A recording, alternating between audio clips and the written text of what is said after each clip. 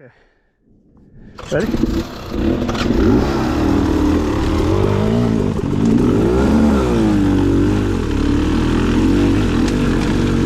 Hey everyone, welcome back to the channel. It's been a while since I've ridden anything technical, especially enduro stuff like this, rock gardens, uneven surfaces, and rugged trails.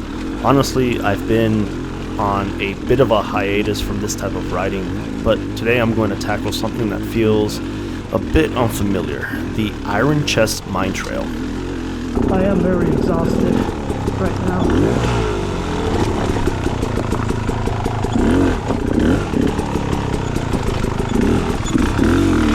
Just rained and these rocks are a little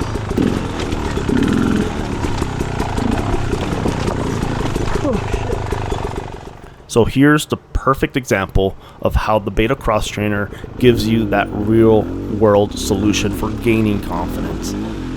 When you have a bike that feels right beneath you, it changes just the way you approach the trail. Even when the surface is uneven and unpredictable, the Cross Trainer allows me to push myself without too much of a fear of being overwhelmed.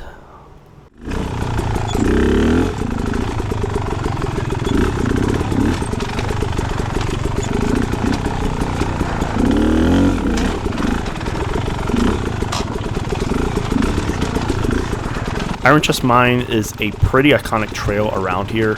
It's known for its history, but what really makes it challenging, of course, is the surface at the beginning. Towards the end of the trail, or halfway between the trails, not too bad because the rocks are kind of fixed.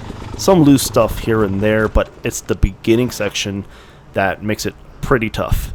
The rock garden here is no joke. It's uneven, unpredictable, and sometimes it feels like the camera really deceives just how tough this beginning section is. I can tell you that even the smallest misstep or a dab on the foot can easily make it feel like you lost your balance completely. The rocks are pretty jagged and uneven. You're constantly testing your skill just to keep the bike going forward, especially with my sort of confidence level. And in all honesty, here's where the Beta Cross Trainer really shines for me. You know, if I would have brought the TE250i out here with my current skill level, I probably would have called it quits probably halfway up this rock garden section. The seat height alone would have been enough to make me think twice about it, especially on terrain like this, where you need to get a foot down for balance. My current skill level, I just cannot float through the rocks or anything like that.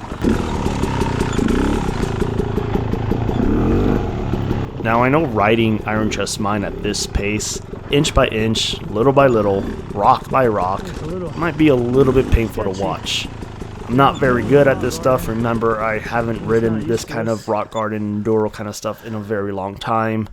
But overall, I'm just showing you how the Beta Cross Trainer, with its lower seat height and lighter weight, allows me to handle this section slowly but surely. It's all about maintaining control, balance, and of course that confidence that allow me to at least come out here and explore this trail.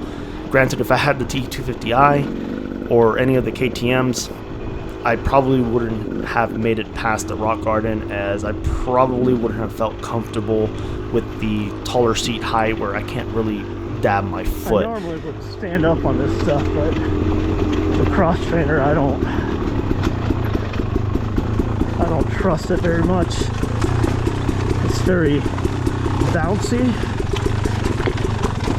What I like about it, like this kind of technical stuff, I can easily walk it. It's hard to explain, but it's even some sections where I couldn't even dab my foot just because I'm on top of this higher rock section. For you rock riders, you probably understand what I'm talking about. Now, however, it's almost like a double-edged sword. In this faster, more flowing section, though, I feel way more at ease with the T250i or KTM, especially with the more powerful two-stroke engine, besides its low-end grunt. And of course, improved suspension. It does really shine here, making it a much smoother ride. I'm comfortable, but not a huge fan of the bouncing and the washout feeling from the front on the Beta Cross Trainer compared to the smoother ride of the T250i. So in this section here, granted, I would have gone a lot faster. I'm not scared of this stuff here. Oh my God, it just dives so much.